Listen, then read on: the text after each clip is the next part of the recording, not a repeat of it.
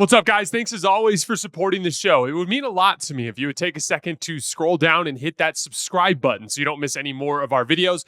Also, make sure you follow us all over social media so you don't miss any of our content or show announcements. LeBron James, 35 points, 12 rebounds, 14 assists for the guy who turns 40 in a month. A couple of weeks ago, I was talking about the Lakers after they had a couple of bad losses in a row on their road trip. And one of the things I said was like, yeah, LeBron hasn't been too good to start this year. And when the Lakers come out flat, like they had on the road in a lot of those games, like it certainly is going to manifest in like a lot of issues that LeBron can exacerbate when he's not playing as hard as he's capable of playing, or when he doesn't have the athletic juice that he's capable of having. But what I said in that situation was, he's not the one I'm worried about. LeBron is just such a smart player and such a competitive player that no matter what's going on with him, I always feel like he's going to find a way to get to a really, really high level of impact. He's never been the one that I'm worried about. Well, LeBron's last 7 games, 27 points, 9 rebounds, 10 assists on 57% from the field, 50% from 3, 84% from the line. That's 68% in true shooting percentage. So LeBron's putting up MVP numbers now over the course of the last 2 weeks. That didn't take long for him to get back up to speed. Again, he's never the one I'm worried about.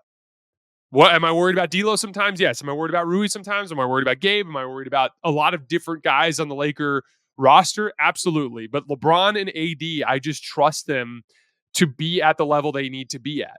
That's why I look at this team as such a trade candidate, because like the foundation has been so rock solid since January of this year in 2024 that I feel like it has to be invested in at some point.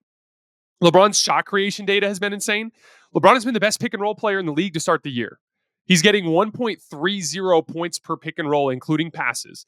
That's number 1 in the league by a mile among the 40 players that have run at least 100 pick and rolls this year. So among those high volume pick and roll players, he's been the best by a lot. The guy in second place is like 9/100ths of a point behind, almost a full 10th of a point behind him. He's at 1.10 points per ISO, including passes. That's 7th among the 19 players to run at least 50. And he's at 1.09 points per post up, which is 5th among the 15 players to run at least 40. So LeBron just has completely turned his season around, just like we talked about with Jokic and the Nuggets. LeBron has completely turned his season around over the course of the last few weeks and is playing once again at that superstar level, which is what the Lakers have needed out of him so badly. How his jump shot continues to be deadly. He's at 1.21 points per jump shot this year, but especially off the dribble. He's getting 1.21 off the catch, but he's also getting 1.21 points per off the dribble jump shot. He's off to his best pull-up shooting start of his career. Bullying smaller players. He was torching Jalen Wells last night, who got the LeBron matchup from the opening tip for the injured Memphis Grizzlies team. And then one of the other big things that's really turned things around, or I shouldn't say turn things around, but like that has been different this year for the LeBron and the Lakers compared to last year, is we saw a lot more of what I begged for this summer. If you guys remember from the Olympics, LeBron operated a lot as that passing fulcrum for the top of the key as off-ball action was happening around him. And in those situations, LeBron is able to conserve his legs, but weaponize his brain on the offensive end of the floor. In my go listen to the season preview that I did for the Lakers before the year, this was something I begged for. Take the lesson from the Olympics.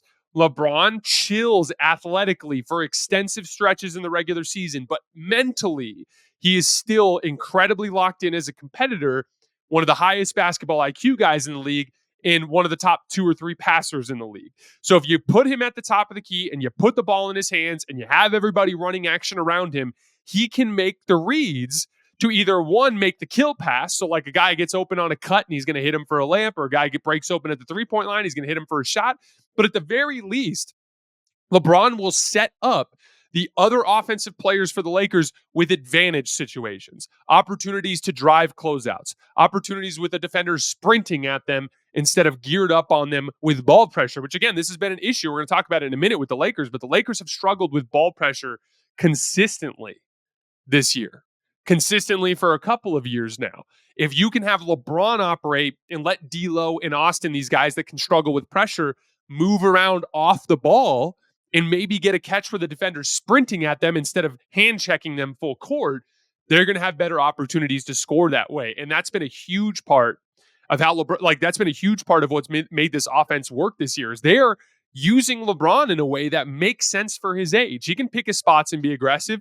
He had his plays where he looked to bully last night. He had his plays where he looked to slash last night. But for the most part, it's knocking down jump shots and operating as a passing fulcrum from the top of the key, which weaponize LeBron's skills that he will bring every night, as opposed to relying on the skills that are very dependent on how his legs are feeling on any given night or how hard he feels like playing on any given night. I think it's been a really smart approach from the Lakers this year and something I've been calling for all summer.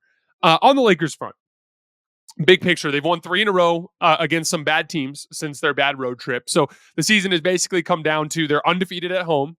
In the home games, they've beat 3 good teams and 3 bad teams, and then they had an abysmal road trip, and that leaves them sitting at 7-4. So like, it's weird because if you told me, looking at their schedule, and they've played one of the harder schedules in the league to start the year, if you told me looking at their schedule, like they're going to be 7-4 through 11 games, you would think that I'd be higher on them than I was to start the year. But I'm kind of in a weird spot with the Lakers because I'm actually lower on them than I was to start the season because of that lack of speed. I think there's been so much that I've learned. I've talked so much about the concept of like ground coverage and covering ground in rotation, covering ground in transition, all the elements that speed bring to the table, dribble penetration, all that kind of stuff. Another big one is like, hey, you got to double team these best players in the league. It's like the only thing you can do.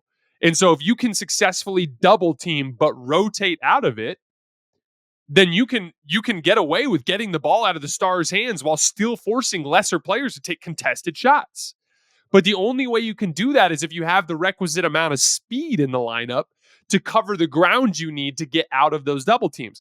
Looking at like a team like the Warriors against the Celtics, usually putting 2 on the ball against Tatum is an absolute death sentence. But if you have the speed to recover out of it, you can still bog things down in those situations. And so my kind of like influx of appreciation or understanding or whatever you want to call it of the way that speed, leads to success in the NBA, that specifically has caused me to be lower on the Lakers, despite the fact that they've been 7-4, because they still just have too many stretches where basically this is what happens with the Lakers.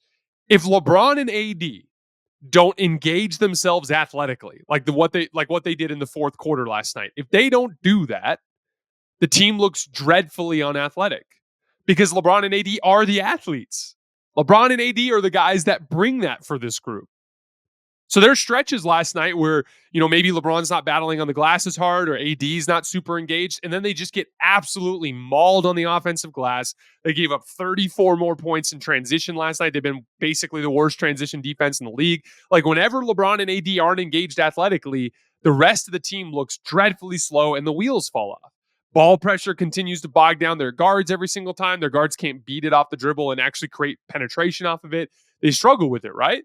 But then when LeBron and AD engage themselves, they look like a real basketball team because they can cover for some of the athletic limitations of their team. But so many of these games are coming down to LeBron and AD flexing their individual muscles to regain control of these games. And last night was such a great example of that. And I think that's a dangerous build for a team that has an older star in LeBron James at age 39. If there was more athleticism to balance out the skill because the role players have a lot of skill. Rui is skilled. Austin is skilled. D'Lo is skilled. Dalton Connect is skilled. They have a lot of skill in their role player core, but there's not a lot of athleticism there. If they had more athleticism to balance out the skill among the role players, then they wouldn't have to rely on their stars to leverage their athletic gifts as much as they do. So that's why I'm in a weird spot, because on one hand, I'm lower on them than I was to start the year. But on the other hand, I'm also optimistic in the sense that, like, if they hit on a trade and if they get Jared Vanderbilt back and they become a faster team, I still love the LeBron and AD duo at the top. Austin Reeves, once again, hit just a ridiculous step back 3 on the left wing last night that ended up being one of the more important shots in the game. Austin's a hooper. He's a gamer. I count on that guy to make plays. They just need athleticism. And so I'm lower on him. But if they can supplement that athleticism at some point during the season, all of a sudden they become a very interesting and dangerous team, in my opinion. I do love the AD shooting element. This is the second game last night where AD basically closed the game popping to the 3-point line. Love that he's confident in those situations. I think it's such an important thing for them to lean on because one, like I talked about earlier in the show, it is always open. The pick and pop is always open. And two, like make things easier on yourself. Once you start, when AD's constantly rolling and not popping, it just gets kind of complicated with the spacing and it makes life more difficult for everybody. AD being willing to pop, especially if he continues to hit him over the large sample, that could be something that continues to open up those off-ball actions for the guards to get to work and for more opportunities to cut into the painted area.